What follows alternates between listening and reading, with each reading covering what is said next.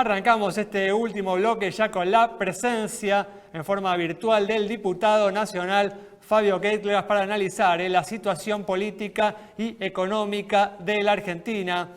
Diputado, ¿qué tal? ¿Cómo anda? Un gusto, Alejandro, compartir este momento con vos y con la audiencia de Café Financiero. Bueno, gracias por atendernos. Y estamos llegando a una nueva elección, en este caso legislativa, con una economía inmersa en una profunda crisis, atravesando ya casi 10 años de estancamiento económico, con una clase política que está encontrando dificultades para sacar a la economía argentina de esta situación.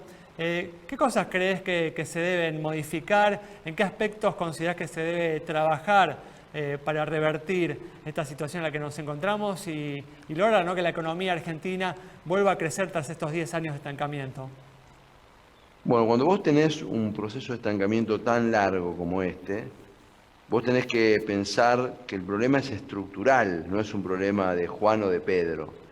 Y me parece que ahí hay una de las claves de construcción de un tipo de relación nuestra con nuestros votantes, con la ciudadanía, en la idea de que vayan incorporando de que la Argentina precisa un conjunto de reformas articuladas de mucho calado, que seguramente tienen que montar las bases de una estructura económica distinta. La dinámica económica que tiene la Argentina actual hace imposible el crecimiento, porque ni bien crece un par de trimestres, se encuentra con el estrangulamiento externo, que ha encontrado por la falta de confianza que hemos construido a lo largo de los años, la imposibilidad de que señales que en otros países estimularían rápidamente la actividad económica en la Argentina encuentran mucha dificultad. Tenemos niveles de muy pocos sectores de la economía argentina integrados a la economía global de manera virtuosa: el agro, la economía del conocimiento, el vino y los hidrocarburos y poco más.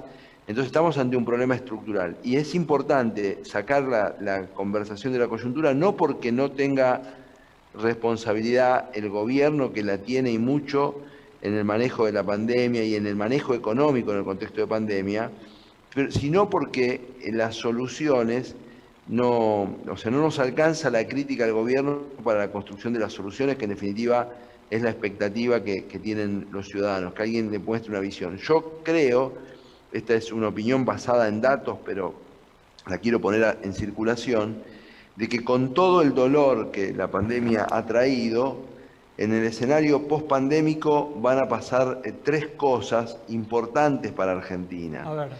La primera cosa que va a pasar es que va a haber un conjunto de países que van a estar sobreendeudados, muchos países centrales, ¿no? O sea, la deuda pública en Italia está rondando el 150 del PIB, en España el 140, la prolija Alemania está en el 90, Estados Unidos, etcétera. O sea que el tema de las deudas públicas y su relación con el mercado financiero va a ser un tema de gestión política, no por Argentina, digamos, sino más allá de Argentina. Lo que Argentina tiene que tratar es de tener una política exterior que le permita ingresar a las negociaciones internacionales para poder tener una negociación de deuda favorable en ese contexto en el que muchos países van a reconfigurar su perfil de endeudamiento público. Lo segundo que va a ocurrir es que la demanda global de alimentos seguros, inocuos y trazables se va a mantener sostenidamente, porque se va a acelerar el proceso de occidentalización de la dieta en Asia por un montón de factores, pero sobre todo por el control de la sanidad alimentaria, y esa es una ventana de oportunidad que durará 1 o 2 décadas para Argentina, enorme ventana. Y lo tercero es que efectivamente la Argentina, que devaluada, que ha quedado con salarios muy bajos, es un escenario de oportunidad para la economía del conocimiento, la economía de conocimiento intensiva, el software, los servicios basados en el conocimiento. Y Argentina, con estas tres cosas, con estos tres insumos post-pandémicos, tiene que pensar un programa económico que, por supuesto, tiene que exceder en mucho a esto, porque tenemos un porcentaje de la población muy grande en la pobreza y en la indigencia que no entra Claro, en Fabio, estos sectores, porque tenemos... la Sí. gran pregunta es cómo aprovechar estas oportunidades que hoy el mundo le ofrece a la Argentina, ¿no? Alejandro, lo primero es identificarla. El oficialismo no se toma ni un minuto para hablar de estos temas. O sea, nosotros le tenemos que decir a la sociedad argentina que para la Argentina hay oportunidades, que la Argentina tiene que identificarla y preparar. Oportunidades son como los como los tiros libres, digamos, los puede mandar a la tribuna también. Entonces, la oportunidad que te da la bioeconomía significa que vos tengas un programa para el desarrollo bioeconómico de la Argentina que no sea refractario a la empresarialidad, refractario a la formación de capital, a la generación de capital humano. Si vos querés ser un país, fíjate vos, ¿no? Hay 11 unicornios del sector IT, ¿no? De tecnología e información en toda América Latina. 6 son argentinos, ¿no? Los famosos, Globa, Mercado Libre, Despegar, etcétera, OLX.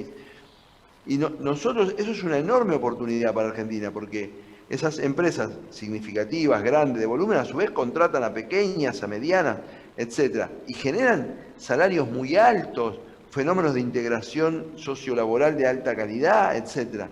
Entonces, Argentina no ha tenido una política de cuidado a lo que serían sus motores tractores, digamos, ¿no? Eso lo hemos visto con el campo, etcétera. Entonces, hay que reconfigurar la esperanza en base a que se puede construir un horizonte. El momento más difícil es el momento de la reconfiguración macro, porque Argentina efectivamente, alguien me podría decir, bueno, este Estado que gasta 40 y pico puntos del producto, de los cuales 4 o 5 históricamente son déficit, que acumula su deuda, etcétera. Obviamente que Argentina precisa reconfigurar su sector público con inteligencia, porque también precisamos bienes públicos, o sea, no lo podemos hacer de una manera grotesca o rústica. Pero en la medida en que tengamos un programa que identifique áreas de oportunidad, que haya crecimiento, etcétera, el crédito público y privado prospera en contextos de crecimiento, en contextos que vos sabés que hay repago, en que vos sabés que se mueve la rueda. Justamente en línea con esto, ¿cómo te va? ¿Cómo se plantea esto en la agenda urgente diaria o sea, desde el gobierno, ¿no? O sea, uno lo reconoce, lo quiere impulsar, entiende que tiene que estar enmarcado en un programa, pero ¿cómo se sale de la urgencia diaria con los niveles de pobreza que atravesamos y todas las cuestiones que hacen a la economía y a la sociedad? Pero fíjate vos, ¿no? En el contexto de la pandemia, nosotros destinamos un montón de recursos y el gobierno lo ha hecho con un sesgo absolutamente deliberado hacia los sectores que lo votan. Y no ha tenido ningún gesto significativo de cuidado, por ejemplo, de los profesionales, los monotributistas o la pequeña empresarialidad. Un gesto significativo de decir, las empresas son los motores de la economía, tenemos que cuidar que queden la mayor cantidad de empresas vivas, porque cuando salgamos de la pandemia son los que van a traccionar. Siempre con el sesgo de cuidar la demanda, etc. Bueno, esto cruza una visión país, como la que tengo yo, en la que las empresas juegan un rol fundamental, más allá de la estabilidad macro. Tenemos que ser un país proempresarial, un país que aliente a las personas a conformar empresas, a constituirlas. Y por supuesto, tenemos que tener un programa fiscal para que la empresa de baja dimensión tenga una carga tributaria que no sea inasumible. Ahora, esto empieza por una visión. Si vos no tenés una visión, no podés producir instrumentos. Tenemos que producir esta visión alternativa a la que el kirchnerismo ha instalado en estos años. Fabio, muchas gracias. Cerramos entonces el programa de hoy con las palabras del diputado nacional Fabio Quetglas, destacando la necesidad de llevar adelante políticas que fomenten la actividad privada, que protejan a las empresas de cara a aprovechar las oportunidades que hoy enfrenta el país para generar empleo y crecimiento en los próximos años. Nos reencontramos el próximo miércoles a las 20:30 aquí en Metro.